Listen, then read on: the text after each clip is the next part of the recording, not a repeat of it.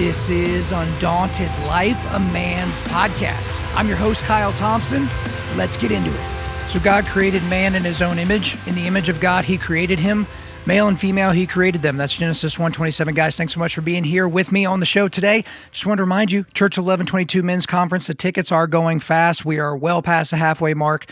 This is October the 17th and 18th in Jacksonville, Florida. I've had a lot of fans of the show, a lot of fans of me and Joby and the Ask a Pastor stuff say they're coming out to Jacksonville. The speakers will be Joby Martin, Willie Robertson, John Tyson, Brian Laritz, yours truly, some other folks as well. It's going to be a great time, October 17th and 18th. This will sell out. Get your tickets. They are there in the show notes. Also, as always, we are so thankful to our donors. And guys, if you have not left us a review and shared the show with a friend, you're a terrible, terrible, awful person. Please do that. And only 5-star reviews, please, please, please.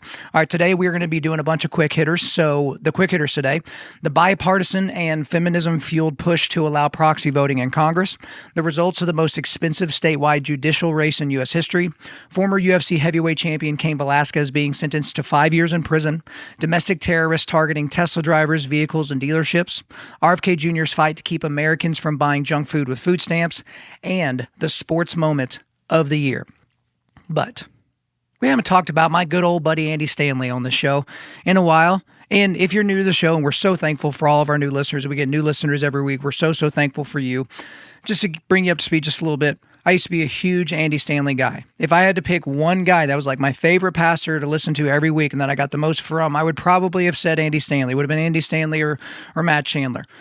And then there was quite the turn, right? And he kind of became a focus of my ire. And so I go into great detail, guys. If you're new to the show, 3 episodes you need to go back and listen to. Episode 423, Andy Stanley is a heretic. 499, update, Andy Stanley is still a heretic. And 512, Andy Stanley, the circle drawing snake. And I will bring you completely up to speed as to why I think Andy Stanley is one of the most dangerous people, if not the most dangerous person in all of Western Christendom. But Andy Stanley has been marching away from the Bible for a very, very long time. And the march away from the Bible and anything resembling Christian orthodoxy or orthopraxy and towards secular leftism, and for Andy Stanley and his entire ministry apparatus, it's just continued apace, right? It's actually been very, very astonishing at the continual direction that he is heading in. But here recently I was made aware of an exclusive report that was released by the website Protestia, and this was in late March. And some people out there are not big fans of Protestia because, you know, they follow a lot of these pastors. But the thing is you may not like Protestia's commentary, but they are bringing you the facts about what is happening in some of these huge churches around the country. So you may not like the fact that they're taking shots at pastors, but they're basically the only news source, right, if you could call them that is even going after it. But there was a leaked video that came out from Andy Stanley's church, and it was LGBTQ training. That was this video. Now, this video is a training video that they show to their children's workers at the church. Okay, so apparently the entire video is about 20 minutes long, and you have to be a Protestia insider to get access to it, which I'm fine with that. But Protestia did release a 6.5-minute snippet of the video on their Twitter account on March the 28th, okay? The video features a guy named Britt Kitchen, and he is a multi-campus director of something called Transit there for Andy Stanley's church. And part of this program includes ministry for middle school students, so that's 6th graders to 8th graders. So what's that, 12, 13, 14-year-olds, right? The video that Protestia was sent by someone anonymously, which thank God for this person, is part of their, and this is exactly what it's called, 2025 LGBTQ leader training curriculum, okay? It's insane that that's even a thing, that a church has an LGBTQ plus training, like leadership training. But the point of these training videos is to equip these small group leaders in Andy Stanley's church and to equip them in this program. These, again, are essentially children's workers on best practices for supposedly LGBTQ kids between the ages of, like 11 and 14. And again, that's even insane that you would have a training video that would equip your people to deal with it, especially once you see what the training actually includes. So I want to go to the video. This is the snippet that they released. Now, I don't exactly know how the permissions are going to work and all that, so I'm going to show the whole video here, or you can listen to the whole video that I'm going to have it here in the show. But if for whatever reason I have to delete it later or something like that, all of it is in the show notes, so you can go and check it out for yourself. But it's the entire 6.5-minute clip, so you can get a sense of what this dude is saying, and then I'll go ahead and break it down. Let's go ahead and go to the clip here. We know that if we create a safe place, more students will share things with us that are difficult to navigate. So I want to talk through how we care for students who are experiencing gender dysphoria. Now, gender dysphoria, this is a weird term. We don't hear it a lot. Basically, this is the clinical term used for anyone who is unsure about their own gender. Dysphoria is the opposite of euphoria. Euphoria is like joy, happiness, contentment, excitement over a situation. Gender dysphoria is like they're not comfortable. They don't have joy over it. They're not sure where they land. So this is the umbrella term for several different terms that could be underneath gender dysphoria. The terms transgender or non-binary are some sample terms that an adult might use to describe who they are if they're trying to figure out their gender. Our goal in these situations is to best support the student and the family.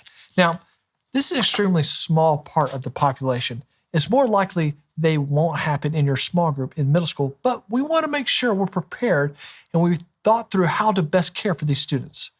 Our goal is to first understand where a student is in their journey. Now, through the years, we've gotten to know several families. There's one family in particular that's very helpful for me. Their journey first started when their student was 5 years old. So it was before any of the middle school hormones of what's going on could even take place. And these parents handled it so well and took every step so slowly. This family first started going to a child psychologist and seeing a medical specialist. Then over time, they started using different pronouns at home, but only at home. They were not using these pronouns in school. They weren't even asking an extended family to use those pronouns yet. They weren't asking friends to do it yet. Then a big step was to pick a new name from the other gender so they could start using that. But once again, only the new name around the home. And they could start wearing different clothing, first just 1 day a week, once again, only at the home. The next big step was going to the extended family, the grandparents, the aunts, the uncles, the cousins, to say, hey, will you start using this name and these pronouns for our child? Now, somewhere along the way, medical intervention started for this student. If we're talking about something in middle school, more than likely medical injections are going to be about stopping puberty as opposed to having a surgery. That will probably come later in life. It would be just a matter of, hey, let's slow down or stop puberty from even starting for this child. Now, at this point, the next big thing that's going to happen is them starting to ask the public to start using a different set of pronouns and a different name. They finally go to the school system, ask them to start using those different pronouns.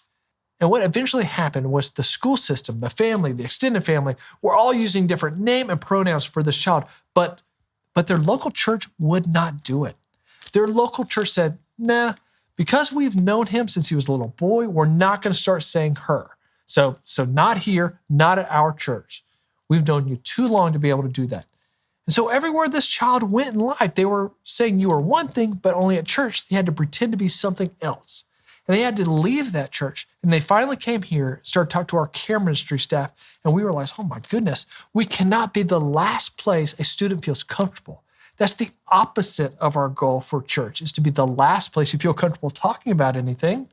But we've got to understand, it's a really, really long journey for these families. I mean, it's years and years and years and years and years to make this change. In fact, it's very difficult surgeries to go through later in life.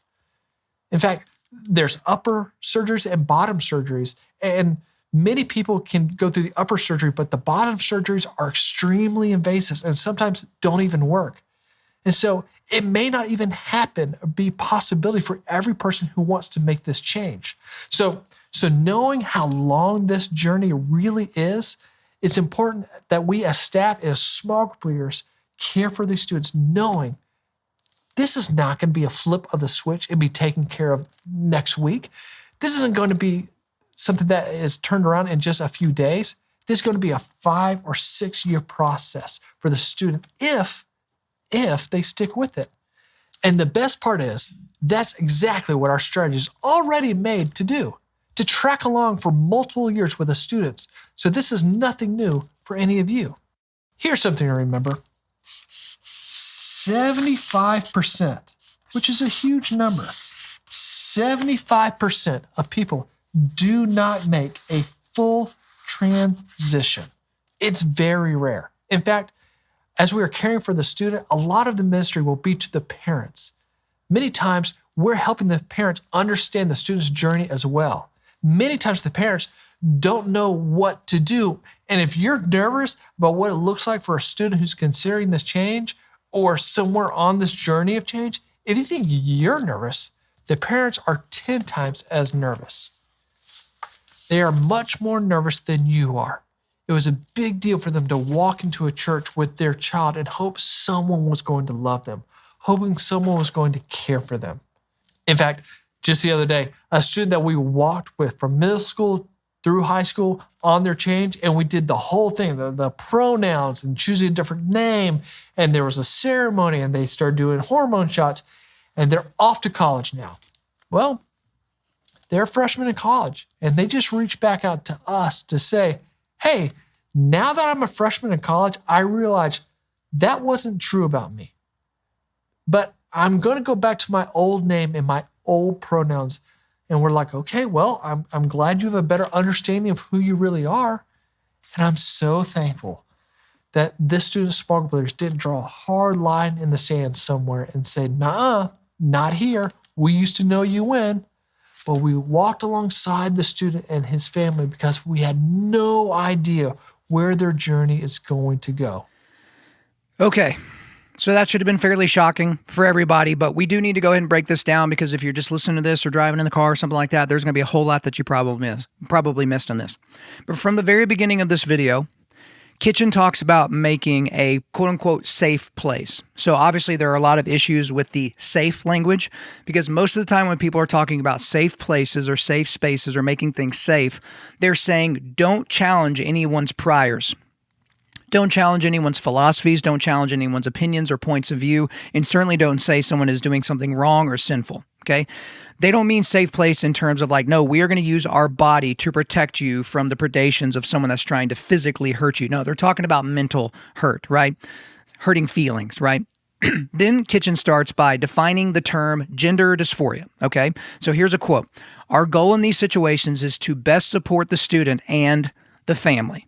Okay, so he gives you this definition of gender dysphoria, and then he says their goal in these situations is to best support the student and the family.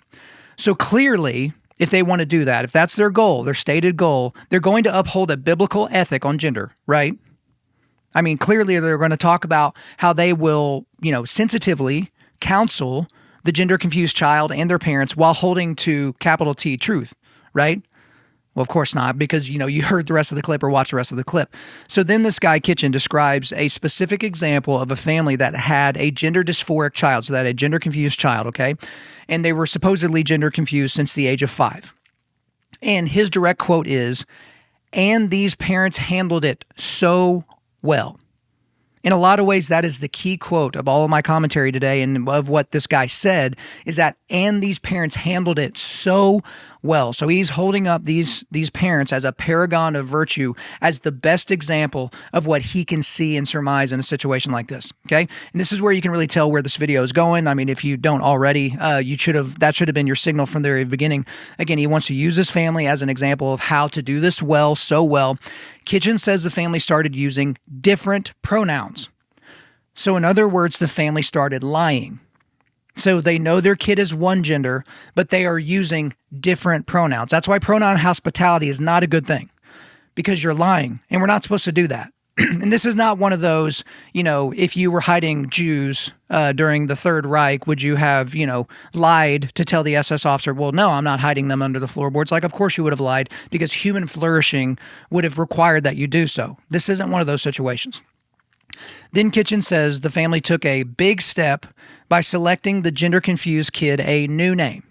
Now, again, as I've told you before, if you want to change your name, that's fine. Like if you used to be Jimmy and now you want to be called Janet, sure, I'll call you Janet. Like if you change your name legally and all that, sure, I'll call you whatever you want to be called. But you're not going to force me to lie, okay? Calling you by a different name, you can change your name legally. That's no big deal.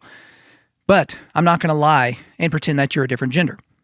Then Kitchen says that this family started letting the kid cross-dress, but only one day a week, right? And only at home, okay? No big deal. Again, Kitchen couches those three things that I just mentioned, the use of incorrect pronouns, lying, a new name, and allowed cross-dressing as no big deal because it was only happening at home, right? And again, he says this family did so well with their kid. Then this family began to coerce their friends and family to go along with this abiblical farce by making them use the wrong pronouns and the new name for this kid. Because the way he says it is like, oh, he asked friends and family to start using the new name and the new pronouns. No, this is coercion. This is you do this or you hate this kid. You do this or you don't love us, right? That's what this is. Then again, remember, he said this family did so well. He describes how this family started doing medical interventions. So in other words, physically destroying their child. Because again, you can't pause puberty. It doesn't matter what they inject into your arm or what they do to you. You can't pause puberty. You can destroy the healthy development of a child, but you can't pause anything. Then Kitchen talks about how they put their kid on puberty blockers to slow things down a bit, as if that could even happen.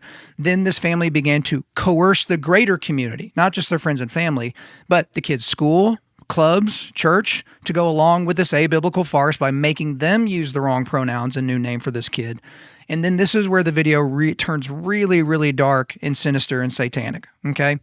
Kitchen describes the family's church that they were attending at the time and how they were the only ones that wouldn't go along with this lie. And he casts this church as the evil bad guy in the story. Think about that. Oh, this church just wouldn't go along with it. They just wouldn't use the wrong pronouns. They just wouldn't lie because we told them that's what we wanted and that's what would make our kid feel better. I mean, think about the ramifications for that if the church had done that. Because if they're going to punt on this issue, what other issues of sin will they punt on? Obviously. Then Kitchen describes how this, poor kid could go around everywhere in the world and people would play along with this kid's delusion and with this parent's delusion, but how this evil, bad, very, very bad church wouldn't do it. Again, driving home that the church was doing something wrong and evil somehow. And here's a direct quote from this Kitchen guy. So everywhere this child went in life, they were saying, you are one thing, but only at church, you had to pretend to be something else. This is literally the exact opposite of what is true. Because what is true is that at this time, everywhere this child went in life, he was pretending to be something else, but only in this kid's church did the people call him to stop pretending. Like this is 1984 stuff. We're actually going to take what's true and we're just going to flip it. Like this is Animal Farm 1984. George Orwell would absolutely have been aghast at watching a video like this.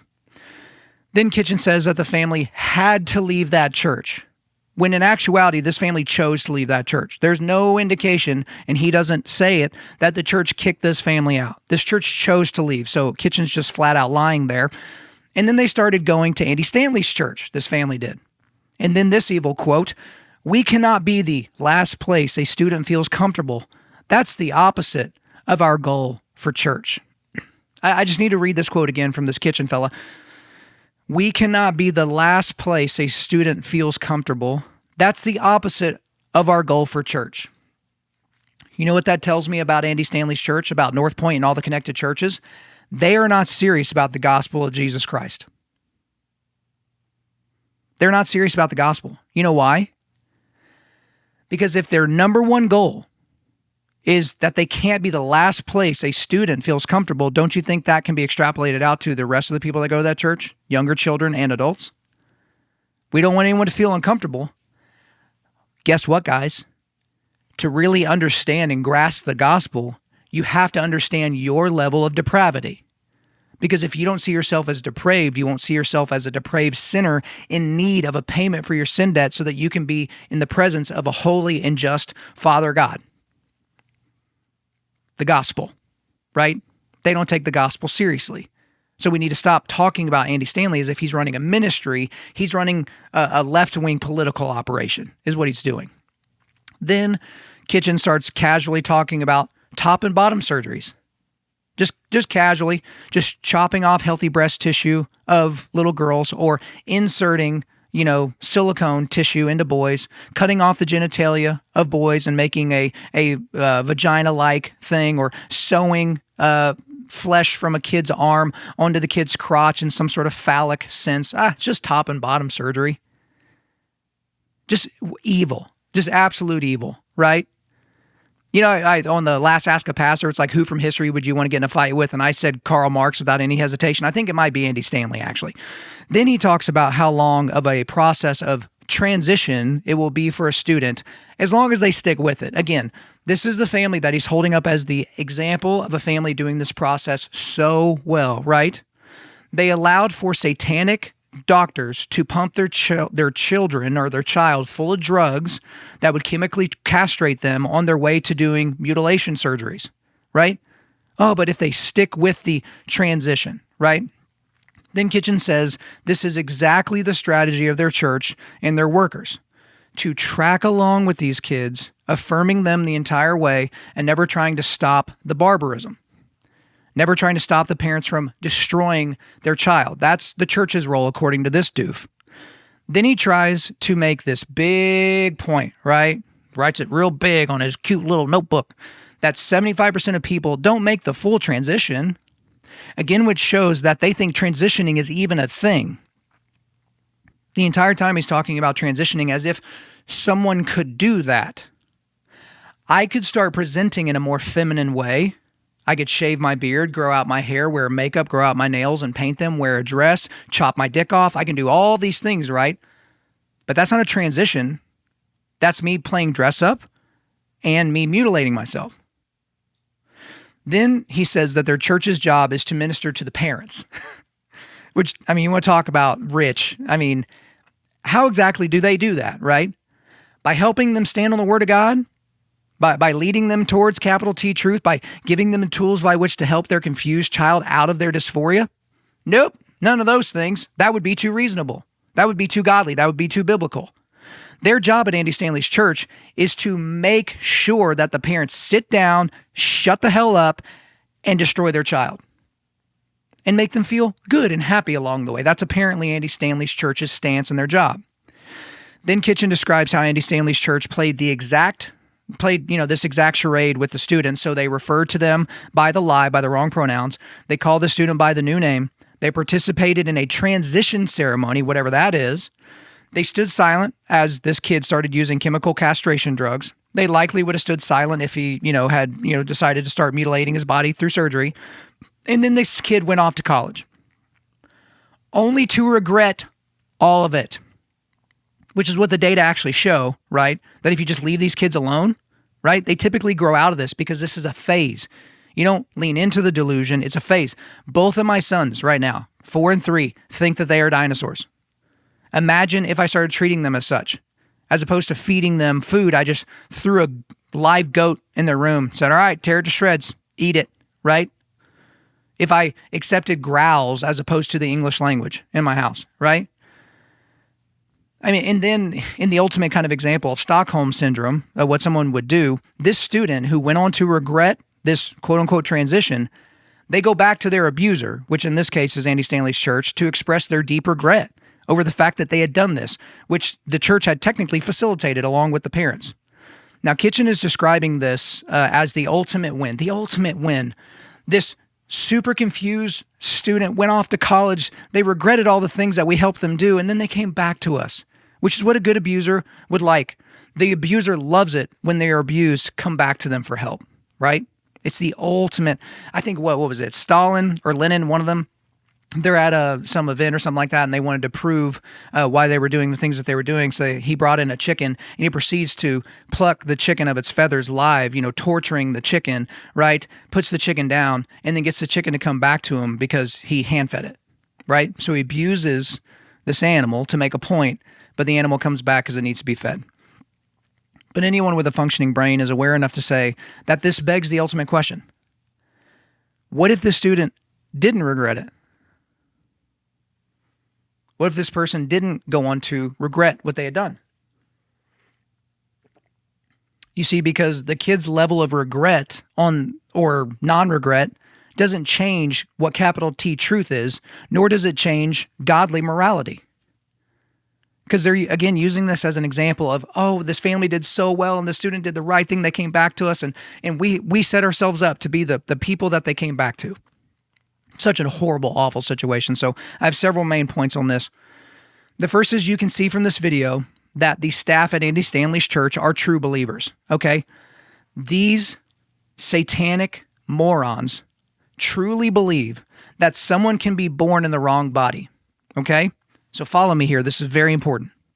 Andy Stanley's staff, especially this Brit Kitchen guy, think that somebody can be born in the wrong body. And if they believe that, then they truly believe that God makes mistakes. That God is fallible. Think about that. One of the largest churches in America thinks that God makes mistakes. That when he made them male and female, that didn't quite apply to this anecdotal example, to this one individual child, right? This little kid was born, I can't remember, you remember which gender they switched from or was trying to switch from. Born a boy, but actually they were a girl. They knew it since they were 5. God, you swung and missed on this one. That's Andy Stanley's church's stance, right?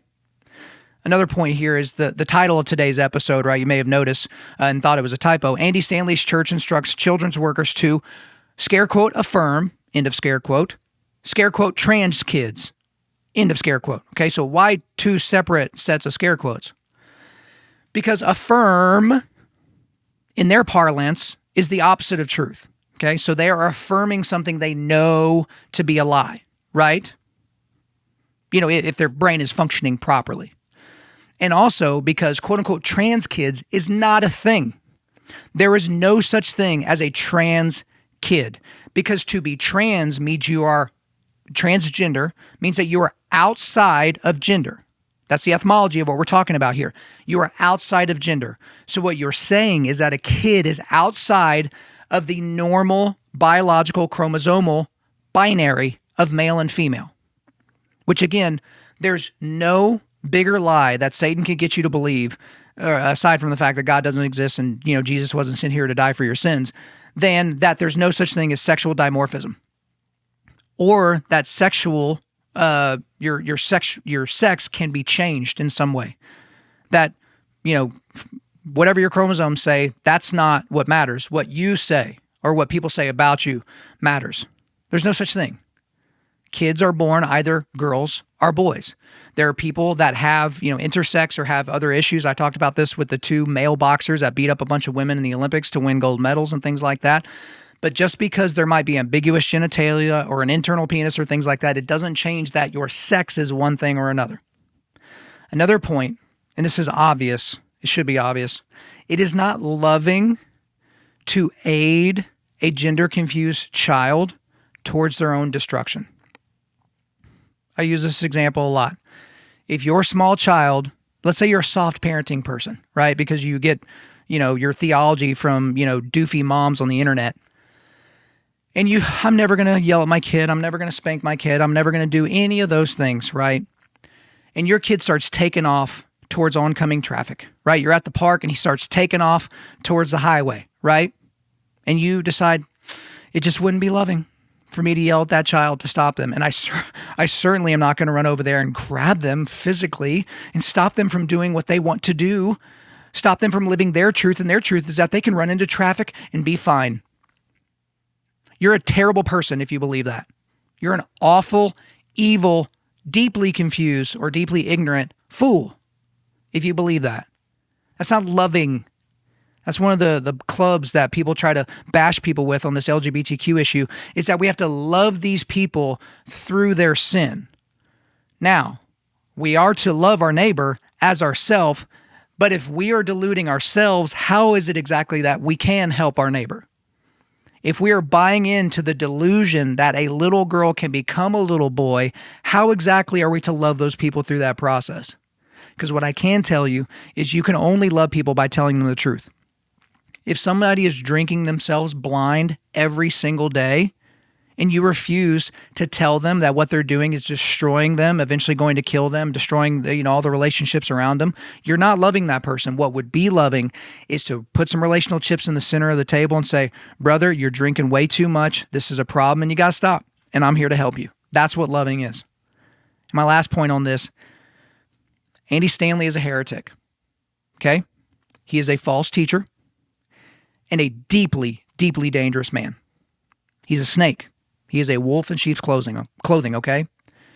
I keep hearing this about pastors and about people in public is, just eat the meat and spit out the bones. You can't do that with Andy Stanley at this point. So I don't care if you like some of his other books or if you've gotten some value from his teachings in the past or something like that. He has disqualified himself as a teacher, okay? And he will give an account someday for what he's done. And I think it is fair at this point, okay? Because again, you can judge fruit and you can do all these things. And it's really kind of like, it's kind of touchy to get into judging salvation and all that. I'm not convinced Andy Stanley's even a Christian, right? Because obviously if he's a heretic, a false teacher, a deeply dangerous man, a snake, a wolf in sheep's clothing, if I'm right about that, that means he's not a believer. So there's some prayer that needs to be involved in this. Pray that Andy Stanley comes to faith in Christ.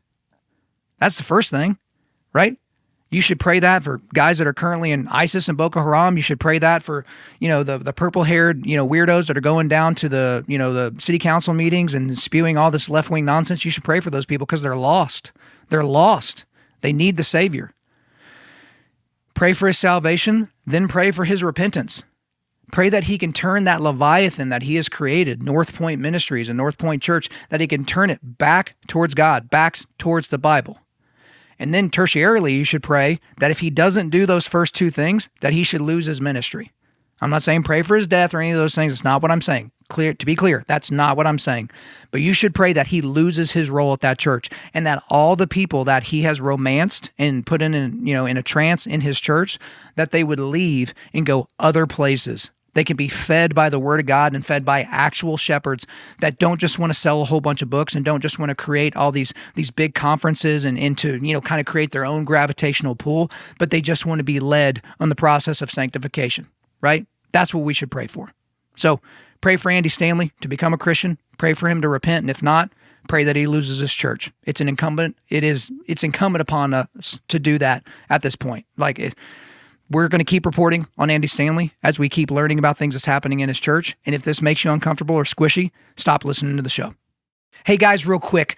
I know a lot of you guys struggle with getting a consistent workout routine. So wherever you get to, whether that's the Globo gym or your home gym or even like a parking lot somewhere, you get there and then you don't know what to do. You get there and you're just like, well, what in the world am I supposed to do today? And you just kind of meander around. And maybe you're trying to get ready for like a mountain hunt in the fall, or you've got a mud race coming up, or you just want to be generally a strong and fit dude for normal everyday life, but you don't have a program that's tailored for you.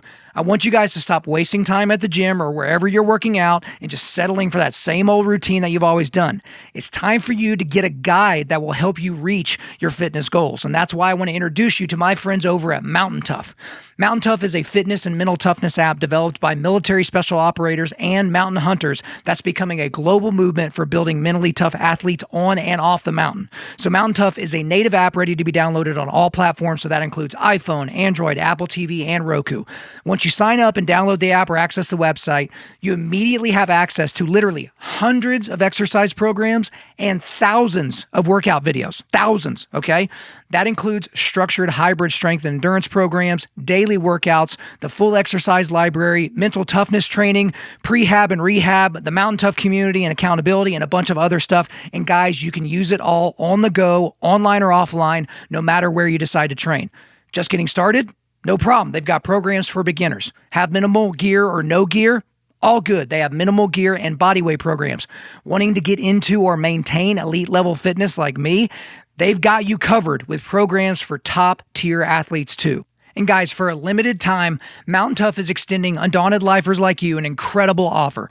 Go to mountaintough.com. That's MTNtough.com and enter the code Kyle when you sign up for a monthly plan to receive your first month free after your 14-day free trial. So for guys that aren't good at math, that is 6 weeks free to make sure this app is for you, and I'm sure it will be. That is 6 weeks free on the best-in-class physical and mental training app in the world. Stop wasting time. It's time to get real fitness results and let my friends at Mountain Tough guide the way. Again, go to MTN Tough. That's mountaintough.com, promo code Kyle. All right, guys, let's get into the quick hitters here. And just one quick thing. I know I just did the Mountain Tough ad there. Voice has been in a little bit of a bad place. I appreciate some of the prayers. So I was supposed to read that ad live. But honestly, guys, like just as a little second commercial, the Mountain Tough ad is literally the best fitness app I've ever seen in my entire life. And I've used so many different ones. Like they've had a bunch of guys from my audience already sign up for that 6-week free deal. It's right there in the show notes, guys. Like, dude, it's just awesome. Like, just give it a shot. For me. Do it for me, okay? Give it a shot. All right, let's get into the quick hitters here. The bipartisan and feminism-fueled push to allow proxy voting in Congress.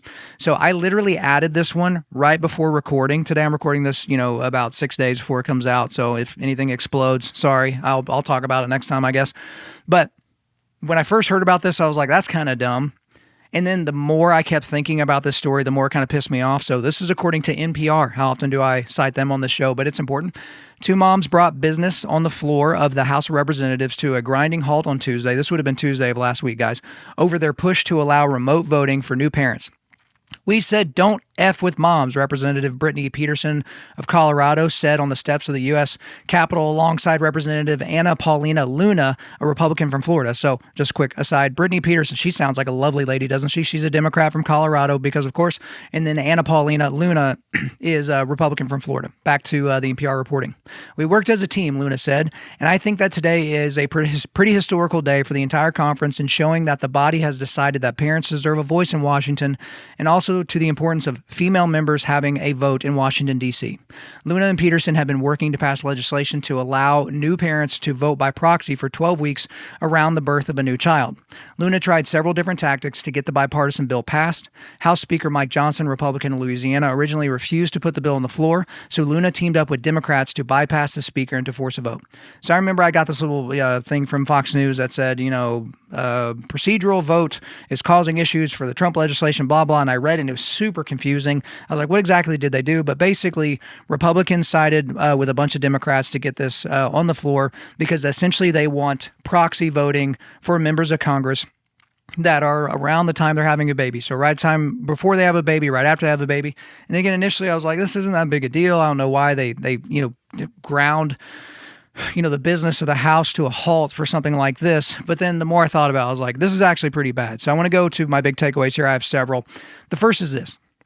If you allow proxy voting for women that just had babies, you will 100% expand that to other things in the future because that's exactly how these things go. You kind of sneak in what you want to do with, kind of a hard case or, a case that's easy for people to kind of wrap their hearts around and things like that. But then later it'll be like, I sprained my ankle back in my home state, so I can't vote in Congress today. I'll do it via proxy. And, we'll just go right into my next big takeaway here. If you can't show up to work 146.7 times per year, 146.7 days per year, then don't take the job. Why 146.7? Because that's the average number of days that a House of Representatives member has to show up because that's how many days they're in session. Okay? That's the average number since 2001. Okay? So almost a quarter of a century. Okay? You go to work 146.7 days a year. How does that sound, guys? Guys working rotating shifts. Guys, working, 300 plus days a year. How's that sound, right? Someone pissing and moaning that they have to show up to work less than 150 days per year. Next big takeaway. If between your family, your church, your friend group, and your $174,000 a year starting salary, you can't figure out how to show up to work, then don't take the job. If you're an entry-level congressperson, you make $174,000 a year and then it goes up from there. Okay? And then, of course, a lot of these people get super rich and we don't know how, right? How are you worth millions of dollars, but you only make a couple $100,000 a year? But you have this web of people around you, right? When someone has a baby, typically mom or mother-in-law shows up. Typically your church kind of shows up and helps out a little bit. Your friends will kind of hop in. And if you can't make it to work with all that being in mind, because $174,000 a year, I think you can afford a babysitter, right? For a few hours or something like that. If you can't figure it out, don't take the job. Next big takeaway. If you can't figure out a way to be a mom and a congresswoman, then just choose one and shut the hell up. So a lot of people are like, well, if you can't choose between, if you can't figure out how to be a mom and a congresswoman, just be a mom. You get to choose that. Now, you'd be a terrible person if you chose Congress over your children, but you get to choose that. We are in a free country for now, and so you can choose that. choose one and then shut your stupid mouth. Okay? Either be a mom or be a congresswoman if you can't figure out how to be both. Okay? Now, if you thought I was ranting before, here's my actual rant time. These women, okay, and I'm using these women pejoratively to talk about all women, particularly in the West, across all industries, not just Congress. Y'all have demanded the man's job, but then you are simultaneously demanding to be treated like a lady. How exactly does that work? Okay? So basically every industry that used to be dominated by men, so Congress obviously used to be all men, now women are in Congress, okay? If you want to be a woman and be in Congress, fine. Like, I don't care. Like, if that's what you want to be as your job. There's some people who are like, women should only work in the home. I'm not one of those guys. If you want to work outside the home, if you want to have a business, if you want to do all those things, that's fine. But just remember, when Jesus was asked by the lawyer, what is the greatest of all the laws? What did he say? Number one, love the Lord your God with all your heart, soul, mind, and strength. And then he said the second is like it. Love your neighbor as yourself. Now we need to talk about what it means to be a neighbor. Who is your primary neighbor? Your spouse. That's your primary neighbor. Who's your secondary neighbor? Your children, who you have to raise up in the nurture and admonition of the Lord. Who's your tertiary neighbor? Everybody else, including your job. That's tertiarily important, okay? So God, spouse, children, everything else, and everyone else, okay?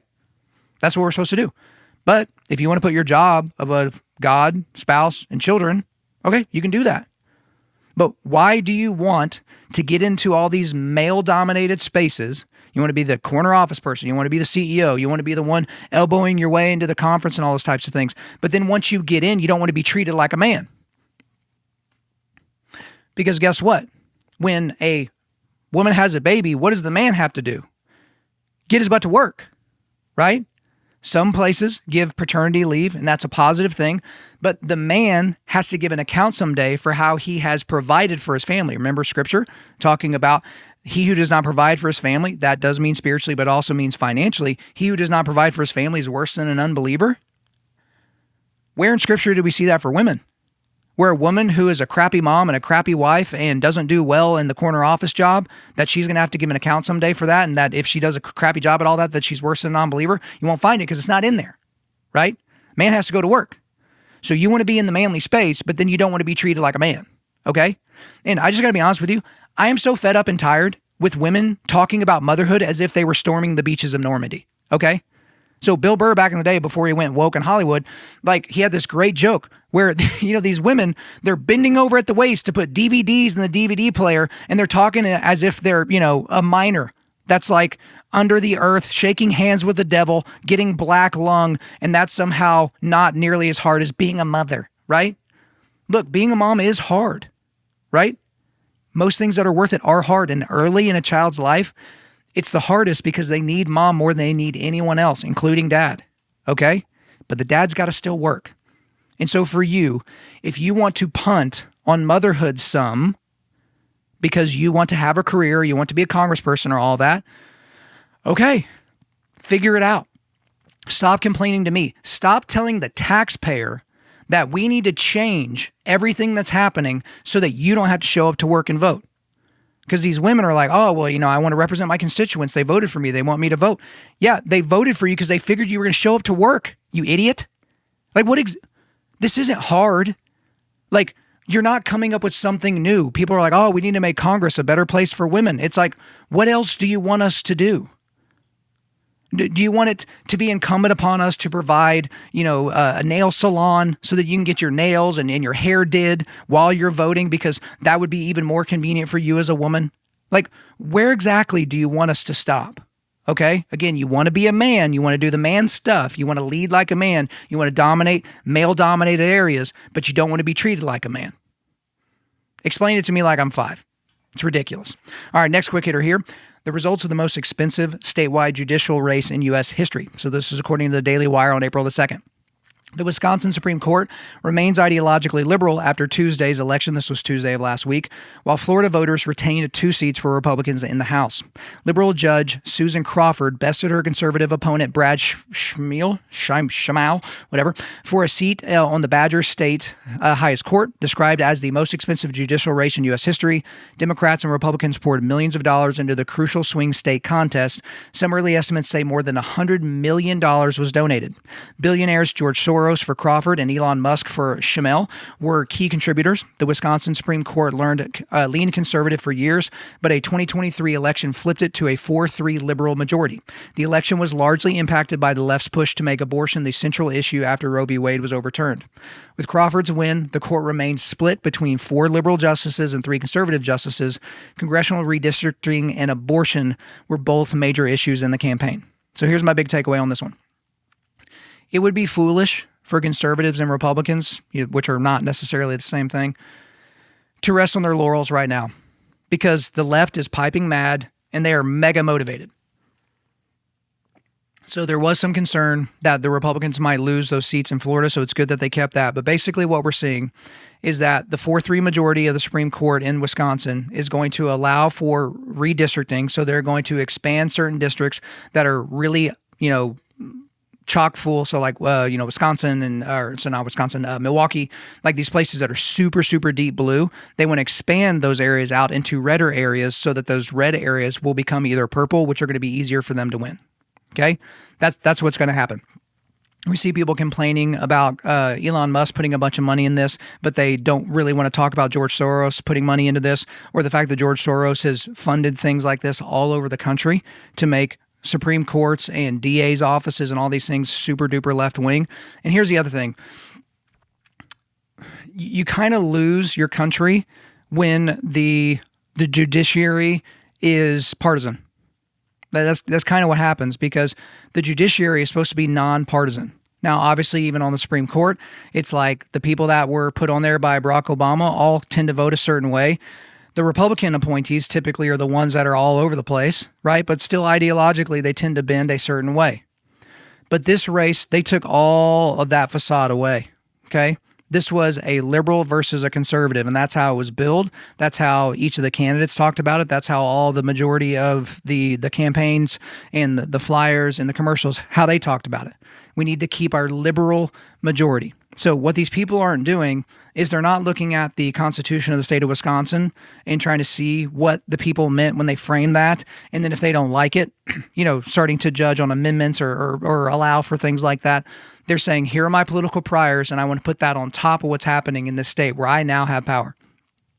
And look, this woman that just won, Susan Crawford, she used to be a lawyer for Planned Parenthood. She's a terrible person. She's an awful, terrible person. Not a Christian. Need to pray for this woman that she converts and repents. Wouldn't that be something? She converts to Christ, repents, and then all of a sudden that majority swings back conservative. Hopefully that happens. Not super likely to happen. But yeah, the amount of money that was poured into this race tells you how important it was. But for conservatives and Republicans, I think a lot of them think that the Trump mandate is bigger than it actually is. Because what the Trump mandate gets you is a couple of years without really being checked. But here's the thing with these executive orders, most of which I agree with what President Trump is doing.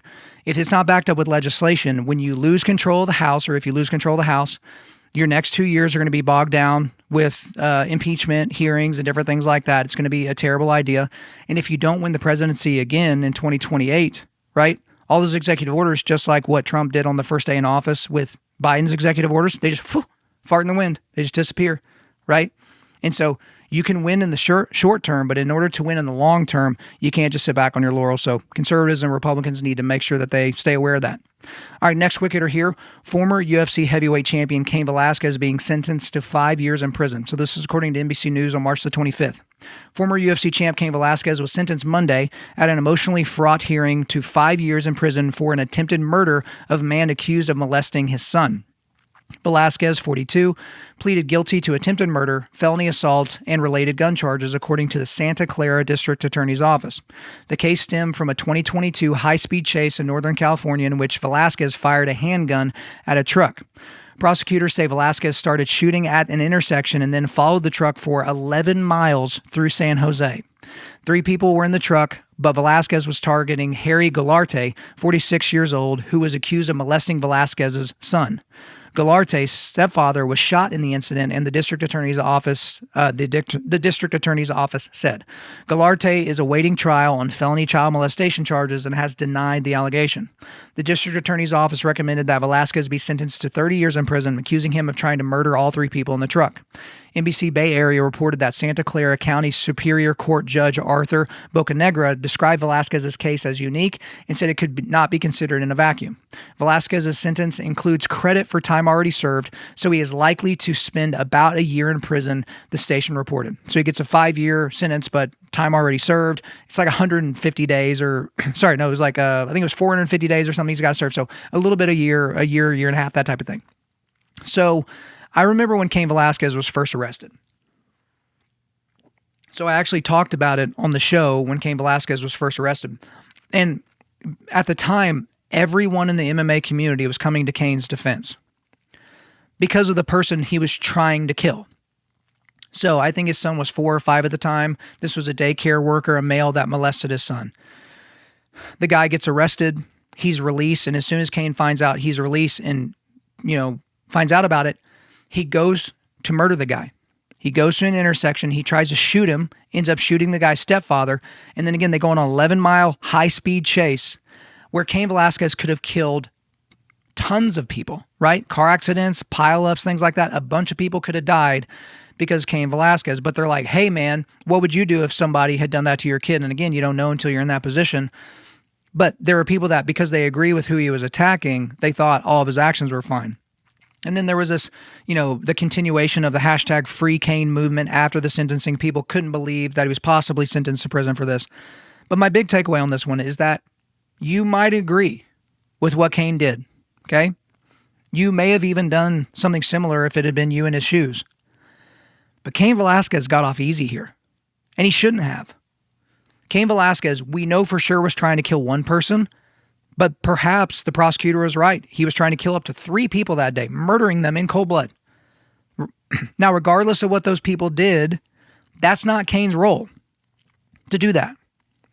Now, had Cain found this happening in the act of it happening, and he had beaten the guy up and the guy had happened to die, I don't even think he gets charged with manslaughter. Now, again, it would have been a little bit different. He's former heavyweight champion of the world, fighting a non-trained fighter. That can kind of get squirrely depending on the prosecutor, and he's in the state of California, so who the heck knows how that would go. But the thing is Kane Velasquez was super in the wrong about this. And you know who agrees with that? Kane Velasquez does. Kane Velasquez thinks he should be free, but not for the same reason that the hashtag Free Cain people think. He just wants to be free because, of course, you would rather be free than to be in prison in California, right? Now, I think Kane's going to do just fine in prison. Just going to go out on a limb here. I don't think anyone's going to be messing with Kane Velasquez. But again, this was not his role to do that. And he himself said publicly that what he did was wrong. And so, guys, if you're one of these Free Cain people, you're disagreeing with Kane Velasquez here. Kane Velasquez, now that he's not angry, now that he's had years to think about it, said what he did that day was wrong. And here's another thing. Let's say Kane's faking it. Let's say Cain doesn't actually believe that. Let's say Cain is just biding his time, and when he gets out of prison, he's going to find that guy and he's going to finish the job. Are you Free Cain people going to be super hashtag Free Caney at that point? Something to think about. All right, next quick hitter here. Domestic terrorists targeting Tesla drivers, vehicles, and dealerships. So this is according to the New York Post on March the 20th. 3 people accused of destroying Tesla cars and charging stations are facing up to 20 years in prison for domestic terrorism, U.S. Attorney General Pam Bondi announced Thursday. The days of committing crimes without consequence have ended, Bondi said in a statement. Let this be a warning. If you join this wave of domestic terrorism against Tesla properties, the Department of Justice will put you behind bars, she added.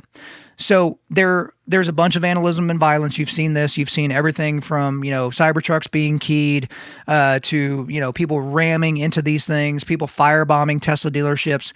But there's one video that I saw recently where I'm like, this is going to be bad and it's going to get worse.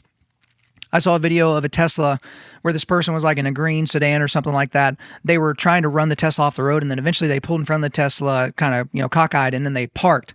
They got out, and Tesla driver had their window down. What an idiot. But they started punching the Tesla driver. I think it was a 60-something-year-old woman, right? Beat her up. What we will eventually see, and I think Matt Walsh was the first person to point this out that I heard say it, but I think he's absolutely right. We will 100% see a Tesla driver dragged out of their vehicle and murdered. It's going to happen because, even though people are being arrested, even though, they're being charged, depending upon the state they're in, the federal charges, may be usurped. There's some issues there. And also we don't see any Democrats, and that's what all these people are. Every single one of these people are Democrats that are doing these things. A lot of these people are paid agitators, and we don't see the Democratic Party coming out and saying, yeah, you shouldn't do that. Stop vandalizing cars, you derelict. What is wrong with you, right? They may not like Elon Musk. They may like it whenever Tesla stock takes a tumble, but to be pro-vandalism and violence, as I'm saying it, I'm like, well, let's go back to 2020. George Floyd overdoses and dies in police custody.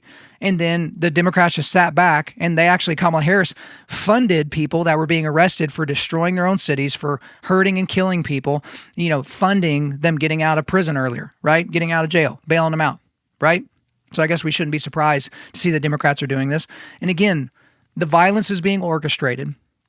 Right, so back in George Floyd's summer, the summer of love with $2 billion worth of damage and a few dozen people that were murdered, there would be pallets of bricks that would just show up at random street corners in major cities across the U.S., which begs the question, who paid for those bricks? Who paid for the delivery? Right? All these people where they're just like, oh, these are just protests that just spun up. Nope, these are orchestrated and paid for. But guess what? There are very low IQ copycat people that don't understand that this violence, that this vandalism is being orchestrated. They're just going to go along with it because they see other idiots doing it. And they're like, well, I'm an idiot. Let me put on a balaclava and then I'll go do the exact same thing. Now, obviously, it's still rich that we see these leftist extreme types, these environmentalist people attacking the creator of the most successful electric car company in the history of mankind, and also the guy who's trying to save humanity because of what we're doing to quote unquote destroy the planet by taking humanity to Mars, right? That's the guy they're attacking. Why? Because he wore a MAGA hat, because he supported Donald Trump, because he helped coordinate getting Donald Trump on the Joe Rogan Experience. It's like, all right, well, we got to tear this guy down. So I'll go to my big takeaway on this one. When the right boycotts a brand, we just stop giving them our money. When the left boycotts a brand, they try to physically destroy it and the people using it. So you want to know about the differences between right and left? There's a stark difference right there. Conservatives don't like Bud Light because they made a custom can for Dylan Mulvaney and they basically said, yeah, we're pro this whole trans nonsense stuff. You know what we did? We stopped buying Bud Light. Or if you're Kid Rock, you shot him. Shot a bunch of cases of Bud Light. All right? Now, my issues with the right when we boycott something is we don't have the stamina for it. So I've talked about this a lot of different times. All you guys out there supporting Disney, don't come to me and complain about the content that Disney puts out there, because they have a not-so-secret gay agenda and they are trying to infiltrate the mind of your child. And here you are with your Disney Plus subscription, and you're spending thousands and thousands, sometimes tens of thousands of dollars to take them on a Disney cruise or to one of their theme parks. You're fueling the thing that you hate, you idiot. What is wrong with you? So that's my issue with the right, is we don't take our boycotts far enough. I still do not support Netflix because of the Cuties movie on there, which is a pedophilic movie that allows for grown men to be sexually aroused by the dancings and goings on of minor girls, little girls, right? But with the left, they can't be outdone, right? They take their boycott seriously. They try to destroy the brand. They're not just going to start buying a different beer. They're not just going to get a subscription to Bent Key. They want to destroy the entire apparatus. So again, not all worldviews are the same. Not all ways of comporting ourselves are the same. And this is a great example of how the left operates and what they actually believe. All right, a couple more quick hitters left. RFK Jr.'s fight to keep Americans from buying junk food with food stamps. This is according to Fortune. According to entrepreneur and White House advisor Kayleigh Means, who was also present at the event, the Trump administration is suggesting states submit waivers to the USDA to take soda out of the Supplemental Nutrition Assistance Program, that's food stamps, as a first step before moving on to candy and other confectionaries. Kennedy is working to convince other state governors to take similar action, according to Means. Bobby is talking to at least 15 governors to convince them to take more similar action, Means said. HHS does not have the authority to approve these waivers, but Kennedy is lending his political cachet to build momentum. So a lot's been made about this. How dare they change this program and all that. But did you guys know that the number one product bought with food stamps by a wide margin is super sugary soda? Did you know that?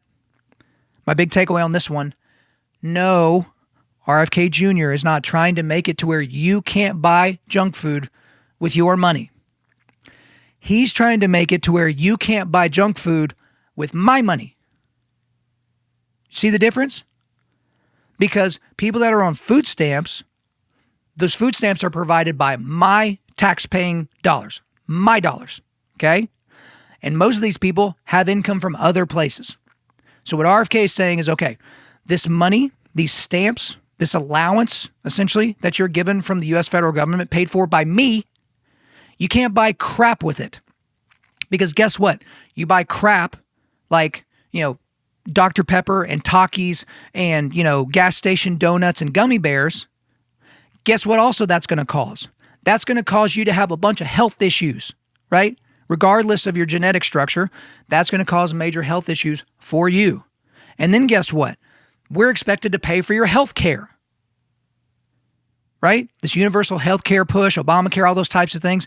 So the federal government is aiding and abetting you in destroying your physical health, and then the taxpayer has to come in and provide you with the insurance so that you can go get treatment for something that you could have prevented yourself. Okay? So I am super pro what RFK is trying to do here. Yeah, if we're providing you food stamps, you have to eat real food. Like, let's just make it that easy. They're called food stamps. You have to buy food. Doritos are not food. Can you eat them and not die immediately? Yes. But it is poison. If your diet is Doritos, you will not make it far. But yeah, if you want to buy chicken, beef, broccoli, bottled water, something like that, sure. I am totally fine helping fund that. Now, I'm kind of anti-food stamps to begin with because I'm okay with temporary food stamps. Hey, let's get you back on your feet. But hey, we're going to have you on food stamps for decades at a time. Government assistance for decades at a time. It's part of the reason why we're technically already bankrupt as a country. But no, he's not trying to make it where you can't buy junk food with your own money. He's trying to make it to where you can't buy it with my money. And that is totally super duper fair. All right, last one here. The sports moment of the year. Okay. Now, I wanted to talk about this on a previous episode, but it kind of ran out of time. And I was supposed to have Mark Wayne Mullen on here. Dude's been pretty busy up there at the Senate. Trump has him running all over the place, so I was going to talk to him about it. But I do want to set up what I'm talking about here a little bit. So just in case some of you have been living under a rock and haven't, seen any of the clips or anything like that, okay? So let's go back to the 2020 Summer Olympics in Tokyo, which technically happened in the summer of 2021. Gable Steveson, not Stevenson, right? How many people have messed that up? Gable Steveson won the 125-kilogram gold medal in freestyle wrestling, okay? This was after he won the NCAA national championship earlier that same year, okay? But he didn't just win the Olympic gold medal. He won it in absolutely spectacular and dramatic fashion. So in the clip I'm about to show you, Gable is down 3 to Georgia's Gino Petriashvili. I practiced it and then I messed it up. Petriashvili, okay? Gino Petriashvili with less than 20 seconds left on the clock. Okay, down 3, less than 20 seconds left on the clock. Okay, Petriashvili was the defending Olympic champ. And here's the thing. In this particular sport, a takedown at the time is only worth 2 points. He's down 3 with 20 seconds left to go. So he's about to lose. Gino's about to repeat as the Olympic champion, and then this happens. Just nice. Georgian just diving in on the leg, locking the leg down. Experience, patience there from a guy who's been in the heat of the battle at these big international moments more than the young American. But now, 2 there for Steveson. Cutting him loose to come back to the center. Has to have it here. Seconds. Fake snap, fake snap, fake snap, fake snap, fake snap. Fake snap, go get it, go get it, go get it. Trying to come around, will he get the 2? It's put on the board! Gable Steveson at the final second grabs gold for Team USA! All right, so for those of you that are just listening, he gets a takedown, which is kind of a meaningless takedown, right? And then he cuts him, right? So under 10 seconds left to go. And then he shoots, he keeps going, and he finishes the takedown with less than a second left to go. I mean, it was absolutely insane. I remember watching it and just absolutely losing my mind. On episode 220 of this podcast, I go all the way back to 220. That was what I said was my highlight of the Tokyo Games. My absolute highlight. It was absolutely incredible. And Gable was riding high after that. He signed with the WWE. Didn't quite work out. He doesn't really have the personality for it. He tried out for the NFL. Like I think he was with the Buffalo Bills, in spring training a little bit. Not spring training, that's baseball. But in their off-season stuff, and he didn't, make the cut or whatever. But then he, a couple of years later, decided he wanted to go back to the University of Minnesota to compete. Again, he had another year of eligibility, so he wanted to go back and potentially win his third national title. So I guess, and again, with the NIL and all that, he could make a bunch of money doing all that. And he just dominated all season, okay? All season. Completely undefeated, but not even that. He never gave up a single takedown. And even if you're dominant as a wrestler, if you don't give up a single takedown in an entire season, like that's unheard of. He crushed the Big Ten tournament to become champion, and here he is in the NCAA tournament. He just crushes his way all the way to the final. Actually, going back to the Big Ten tournament, I think he was wrestling the heavyweight from Ohio State. At one point, he's close to the edge of the mat. He just kind of picks up the guy and like throws him off the mat. Like almost like, bored with you. Go over there. Okay. So now we get to the final. Okay. The final is between him and Oklahoma State's Wyatt Hendrickson. Okay. So Hendrickson had previously wrestled at the Air Force Academy for 4 years. So he got an extra year of eligibility because of COVID, and he was selected for the world-class athlete program at the Air Force, which allowed him to delay his military service because I forget what rank he is because he's already in the military technically. So he transfers to Oklahoma State for his last year of eligibility. He also went undefeated during the season. He gets undefeated through the postseason tournament, and now he's in the NCAA tournament, and he makes it all the way through that tournament, and now he's in the final, the national final against Gable Steveson, still with zeros in the loss column. Okay, so it's undefeated versus undefeated, but no one was giving Wyatt Hendrickson any chance here. This is Gable Steveson. I remember watching it on Saturday night by myself on the back porch with a lovely cigar, Undaunted.Life/cigars, Undaunted.Life/cigars. And I almost went to bed because I was like, I kind of watched the matches I wanted to watch, but hey, this is the last time Gable Stevenson's ever going to wrestle. It's great to watch greatness. And so I was like, I just stayed up and watched it. So Gable walks out first, and they had a really cool walkout for the wrestlers. And then we've got Wyatt Hendrickson. He walks out. He's got like a More Than Conquerors, like, Jesus, shirt thing, American flag draped over his shoulders and all that. And he starts to walk around the mat, and Gable Steveson gets in his face. So Wyatt just said recently on Ariel Helwani's show, like, hey, what did Gable say to you? And he's like, look, I was in the zone. It was real loud. I couldn't really hear him. But I think he said something along the lines of like, I've got the gold medal. Like you can't wear that American flag unless you win the gold medal in the Olympics, like that type of thing. And you're talking to a dude that's in the military, that's an undefeated wrestler, and you're basically saying you shouldn't be here. This is my mat, and also that's my flag. Yikes. Fighting words, okay? Donald Trump is there in the front row. He's there with Mark Wayne Mullen. Donald Trump was supposed to leave like 2 or 3 matches before, but he's like, what are you talking about? I'm going to watch the entire thing. He wanted to watch the last match because there was a kid who's technically in the Air Force at the last match. Like you have Jordan Burroughs and Daniel Cormier on the call. And by the way, they did a spectacular job. Like those two, like the guy who was doing color, whoever's doing the color commentary, he would basically start at the beginning of the match, and then he would just turn it over to Jordan Burroughs, very decorated gold medal wrestler from a national champion from Nebraska, and then Daniel Cormier, an accomplished wrestler and former UFC lightweight and heavyweight champ in his own right. They did spectacular. So let's go to the beginning of the match. So Wyatt from the very beginning is incredibly aggressive from the very beginning. He's shooting a lot. He's kind of like feinting and like setting up shots and all that. That doesn't really happen with Gable Steveson very much because most people get in there and they're like, oh shoot, please don't get embarrassed in front of my entire family and all these fans, right? But Gable was still in control. We go to the third period. Gable is up 4-2. Okay. Now this year in the NCAA and moving forward, takedowns are not worth 2 points, right? There were 3 points for a takedown. But Gable Stevenson's up 4-2, and he hasn't given up a takedown all year. Okay, so this match is essentially over. But I want to go to a clip here of the final 30 seconds of this match between Gable Steveson and Wyatt Hendrickson. 30 seconds left. Oh, he's to the left this side. He's fighting off. Oh, we're going to get big here. On the high crotch. And he's right up down. Oh, my God. Oh, my gosh. Can you believe this? Hendrickson with the 3. Gable better hustle. The Olympic champ is about to lose. It's 13 seconds. This could be it. Oh, my goodness. The biggest upset in the history of the NCAA. Could this be it? Yes. He has done it. guys, like mind-blowing. And if you're just listening to this and you don't know what happened, so Wyatt Hendrickson does an amazing feint at around 30 seconds left.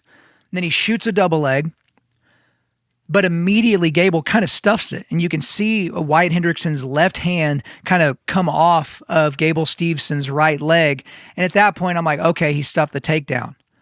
But Wyatt Hendrickson didn't stop trying to finish the takedown. He just cut the corner, finishes the takedown. Like, I literally just gave myself chills, like, because I can remember like being back on my porch and seeing this. When he finished the takedown, I'm literally sitting on my back porch. I got like Crocs on or all that. I stood up so fast, two things happened. Both of my Crocs came off and I pulled a muscle in my stomach. Okay, I was like, oh my gosh, Gable Steveson just got taken down. Oh my gosh, holy crap, there's only 14 seconds left on the clock. So you can see Gable, he's kind of shocked. Like he's there, he's on all fours and he's kind of shocked, and then you see him kind of look up and he looks at the clock and there's like 13 seconds left, 12 seconds left. And he's like, oh shoot, I got to stand up. So again, at this point, Wyatt Hendrickson is up 1 point. So if Gable can just get to his feet and escape, it's tied. Okay, it's tied 5-5, and it's going to go into overtime. And I'm just going to tell you, you got a 1 in a million shot to take Gable Steveson down one time. I don't know what the odds would be to take him down twice in a few minutes. Like, when's the last time Gable Steveson was taken down even in practice, right? I know he's grappled a lot with Gordon Ryan and John Jones. Have those guys been able to take him down? Like, I don't know. And then he kind of stands up. He tries to like turn and face Hendrickson, and Wyatt just squeezes and kind of like gets higher than him and tilts him back over. The match is over. Wyatt Hendrickson beats the defending gold medalist, or he beats the gold medalist from the Olympics, a two-time champion, denying Gable Steveson his third national championship. Absolutely insane. My mind explodes. My phone starts exploding. Like, it was just absolute insanity. Absolute insanity. After the match was over, Wyatt Hendrickson goes over to the edge of the mat, makes eye contact with Trump, salutes him, and Trump salutes him back. He gets off the mat and goes down to Trump, and they hug and they have a moment.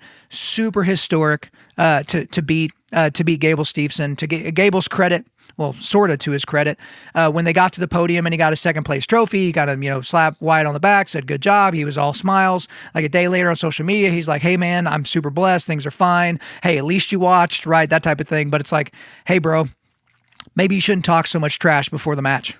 Maybe you shouldn't have told an American, right? A guy in the Air Force, that he can't wear the American flag because you're the Olympic champ. Maybe you shouldn't have done that, right? He got served not just humble pie, he got like a humble buffet in that exact moment. Wyatt Hendrickson was also named the Hodge Trophy winner. Some people thought it was going to go to that kid from Penn State who won his 5th national title because of COVID. All the records are completely jacked up now. But I'll just go to my big takeaway here as we wrap up the episode. I am calling it right now. Again, I'm sitting here recording this on April the 4th. Okay, you guys are hearing this on April the whateverth, right? I'm calling it right now. That will be the sports moment of 2025. We got a lot of things left to go, right? As I'm sitting here, we don't know who's going to win the Final Four, right? We don't know if Cooper Flagg is going to be the super Duke freshman and going to win. We don't know that. We don't know if the Los Angeles Dodgers are going to, spend $1 billion and then win 120 regular season games and then sweep the playoffs and win the World Series. We don't know if the Thunder are actually any good, even though I think the Thunder are kind of like the 2001 Seattle Mariners, where they're going to win a whole bunch of games in the regular season and then, end up getting bounced in the playoffs because they don't have any killers on the team. Who the heck knows? Maybe the Thunder win their first championship. Maybe there's something crazy that happens in the world of soccer, even though nobody here cares. Maybe something's going to happen, with an NFL game. Maybe there's going to be a record that's going to be broken. Maybe we're going to see some sort of crazy Heisman moment. Maybe there's going to be this tremendous knockout, one of the best knockouts we've ever seen, one of this tremendous upsets and all these different things. Maybe Tom Aspinall is going to beat John Jones if they actually ever fight. That right there, Wyatt Hendrickson, is the single best sports moment of 2025. And if I'm wrong, I will update you, but I don't think I'm going to be wrong. All right, guys, that'll do it for today. Before we go, we are going to do a quick resilience boost at Undaunted.Life. Our mission is equipping men to push back darkness with content that forges spiritual, mental, and physical resilience. Got a link to our donation page, guys. We can't do anything that we do without guys like you. Undaunted.Life/donate. Apply for our Dominion program. We'll be giving y'all some more information on that, but that is my coaching program where I take guys, through the process of equipping them to push back darkness, specifically in their area. Church 1122 men's conferences there. The Mountain Tough website, mountaintough.com, mtntough.com, promo code Kyle. Use that, and then I've got all the links for everything I talked about on the Andy Stanley side and everything on the quick hitters. Thank you for listening to this podcast. Wherever you're listening to this, please subscribe, rate, and leave us a positive 5-star review. If you want me to come speak live at your event or on your podcast, just shoot me an email to info@undaunted.life. That's info@undaunted.life. Follow us on Instagram and like us on Facebook, and check out our website for everything else, including how to donate to keep more content like this coming your way. Just go to www.undaunted.life. And as always, we want to thank the band Holy Name for allowing us to use their music for our content. The music on this podcast is their song Perpetua, which is off their self-titled debut album on Face Down Records. The links are in the description. I'm your host, Kyle Thompson. Remember, keep pushing back darkness, keep forging spiritual, mental, and physical resilience, keep seeking the Lion of Judah.